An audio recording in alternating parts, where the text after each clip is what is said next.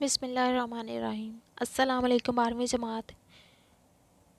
امید ہے آپ سب خیریت سے ہوں گے۔ جیسا کہ آپ جانتے ہیں کہ ہم مولانا ظفر علی خان کی نظم حمد پڑھ رہے تھے، جس کے پہلے 3 اشعار ہو چکے تھے۔ شعر نمبر 4 آج ہم کریں گے۔ سراپائے معیشت میں ہوں، سراپائے مغفرت وہ ہے، خطا کوشی روش میری خطا پوشی ہے کام اس کا۔ اس شعر کا مفہوم ہوگا کہ میں سراپائے معیشت ہوں اور وہ سراپائے مغفرت ہے، میری روش غلطی کرنا ہے اور اس کا کام خطا پوشی ہے۔ مولانا ظفر علی خان اردو شاعری میں نمایاں مقام رکھتے ہیں۔ حمد گوئی کے علاوہ انہوں نے نعت گوئی میں بھی طبع آزمائی کی اور اس میں اعلیٰ مقام پایا۔ انسان بلا شبہ اشرف المخلوقات ہے، مگر غلطی اور خطا اس کی سرشت میں موجود ہے۔ روئے زمین پر آنے والے پہلے انسان حضرت آدم علیہ السلام سے بھی بھولے ہوئے تھے۔ اللہ تعالیٰ نے دعا سکھائی کہ اپنی مغفرت طلب کرو۔ گویا خطا کوشی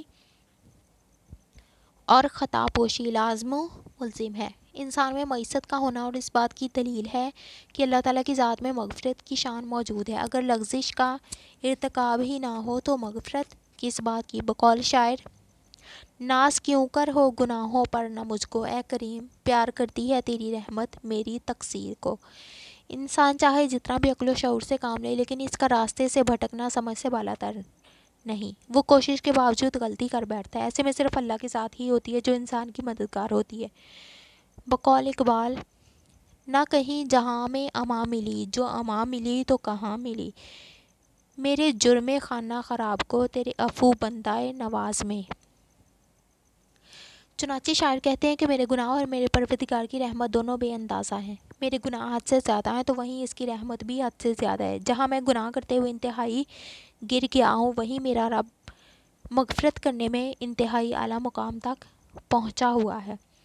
دراصل اللہ تعالیٰ اپنے بندوں پر بے انتہا مہربان ہے اور اپنے انسان سے بے پایا پیار کرتا ہے۔ انسان خطا کا پتلا ہے، اس لیے اس کا وجود گناہوں سے آلودہ ہو جاتا ہے، لیکن رب کی رحمت اور مغفرت اتنی وسیع ہے کہ اس کے گناہوں کے دریا اس کی رحمتوں، نوازشوں اور بخششوں کے سمندر میں گر کر اپنا وجود کھو دیتے ہیں۔ اسی حوالے سے شعر ہے، ہم نے تو جہنم کی بہت کی تدبیر، لیکن تیری رحمت نے گوارا نہ کیا۔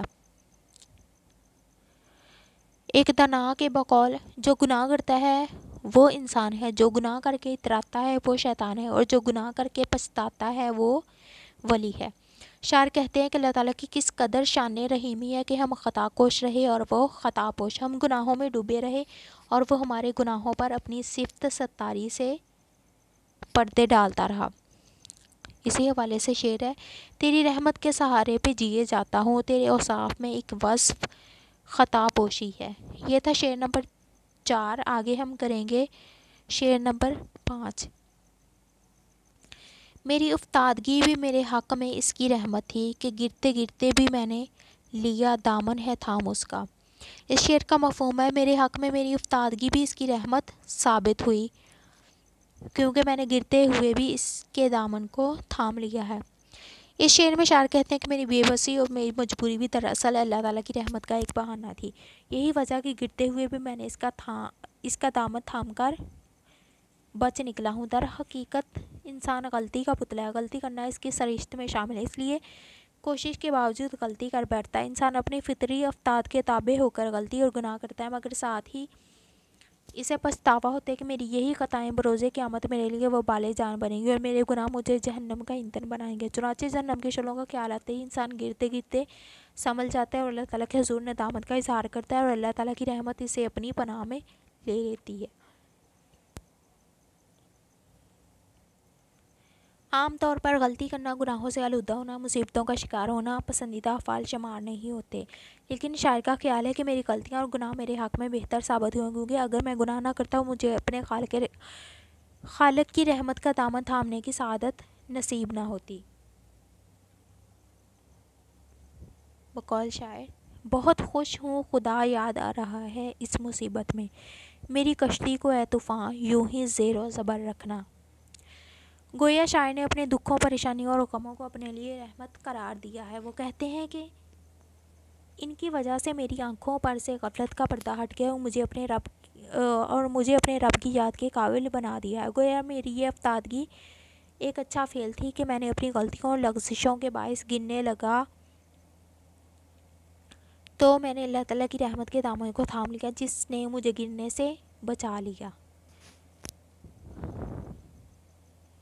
انسان کی فطرت گناہوں پر مائل رہتی ہے، لیکن اگر خدا کی رحمت کا دامن مل جائے تو وہ کامیاب ہو جاتا ہے۔ اسی حوالے سے شعر، بات بگڑی ہوئی بناتا ہے، ناؤ ڈوبی ہوئی تراتا ہے۔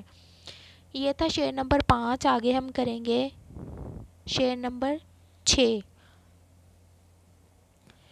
ہوئی ختم اس کی حجت اس زمیں کے بسنے والوں پر کہ پہنچایا ہے ان سب تک محمد صلی اللہ علیہ وآلہ وسلم نے کلام اس کا۔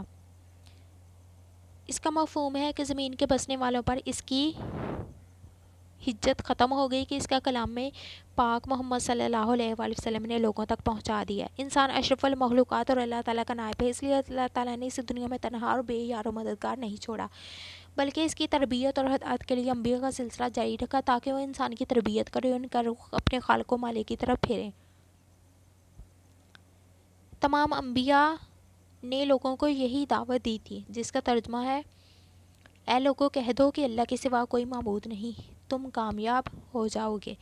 چنانچہ جن لوگوں نے وقت کے نبی کی بات مان لی وہ کامیاب ہوئے اور اس پر عنایت الہی کی بارشیں ہوئیں۔ جن لوگوں نے وقت کی نبی کی بات نہ مانی وہ ناکام ہوئے اور اللہ تعالیٰ نے ان پر اپنا قہر اور غضب نازل کیا۔ اللہ تعالیٰ نے ہر قوم کے لیے اپنا رسول بھیجا۔ ارشاد باری تعالیٰ ہے، ہم نے اٹھائے ہیں ہر امت میں رسول۔ بالآخر اللہ تعالیٰ نے اپنے پیارے حبیب حضور صلی اللہ علیہ وآلہ وسلم کو رحمت للعالمین بنا کر بھیجا اور آپ صلی اللہ علیہ وآلہ وسلم کے ذریعے دین مکمل کر دیا۔ اللہ تعالیٰ قرآن مجید کی سورۃ المائدہ میں فرماتے ہیں، آج کے دن ہم نے تمہارے لیے تمہارا دین مکمل کر دیا اور تم پر اپنی نعمت تمام کر دی اور تمہارے لیے اسلام کو بطور دین کے پسند کیا۔ اللہ تعالیٰ کی اس فرمان کے بعد اب کوئی شخص یہ دعویٰ نہیں کر سکتا کہ اسے رشد و ہدایت کا پیغام نہیں ملا۔ آپ صلی اللہ علیہ وآلہ وسلم نے خطبہ حجۃ الوداع کے موقع پر صحابہ کرام سے 3 مرتبہ استفسار کیا کہ اے لوگو، کیا میں نے اللہ تعالیٰ کا پیغام تم سب تک پہنچا دیا؟ 3 بار پوچھنے پر تمام حاضرین نے یک زبان ہو کر کہا، ہاں پہنچا دیا۔ نہ صرف پہنچا دیا بلکہ پہنچانے کا حق ادا کر دیا۔ چنانچہ رسول اللہ صلی اللہ علیہ وآلہ وسلم نے آسمان کی طرف انگشت مبارک بلند فرما کر اللہ تعالیٰ کو گواہ بنایا کہ اے اللہ گواہ رہنا، لوگوں تک اللہ تعالیٰ کا پیغام پہنچانے کی یہی سب سے بڑی دلیل ہے۔ نبی اکرم صلی اللہ علیہ وآلہ وسلم نے نہ صرف لوگوں تک اللہ تعالیٰ کا پیغام پہنچایا بلکہ اللہ تعالیٰ کے احکامات پر عمل پیرا ہو کر لوگوں کے سامنے اس کی عملی تفسیر پیش کی۔ گویا آپ صلی اللہ علیہ وآلہ وسلم کی زندگی قرآن مجید کی عملی تفسیر ہے۔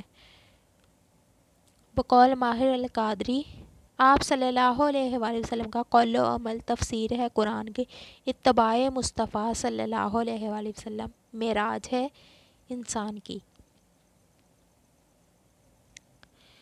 قرآن انوار حق کا سرچشمہ ہدایت کا نور ہے۔ محمد صلی اللہ علیہ وآلہ وسلم نے اس نور کو دنیا والوں تک پہنچایا ہے۔ رسالت کی اس روشنی سے یہ کائنات روشن و منور ہے۔ اب کفر و شرک کی تاریکیوں میں گھرے ہوئوں کے پاس اپنے وجود کے لیے کوئی دلیل باقی نہیں۔ کوئی یہ دلیل پیش نہیں کر سکتا کہ وہ اس لیے گمراہ رہا کہ اس کے پاس ہدایت کا پیغام نہیں پہنچا۔ اسی حوالے سے شعر ہے، رہے اس سے محروم آپ بھی نہ خاکی، ہری ہو گئی ساری کھیتی خدا کی۔ نبی اکرم صلی اللہ علیہ وآلہ وسلم نے اللہ کے فرمان کی ہر طرح سے تکمیل فرما دی اور اللہ تعالیٰ کی دلیل قرآن مجید پر عمل کر کے اس کو تا قیامت لوگوں کے لیے مشعل راہ بنا دیا۔ یہ تھا شعر نمبر 6۔ امید ہے آپ کو سمجھ آ گئی ہوگی۔ کل تک کے لیے مجھے دیں اجازت۔ اللہ حافظ۔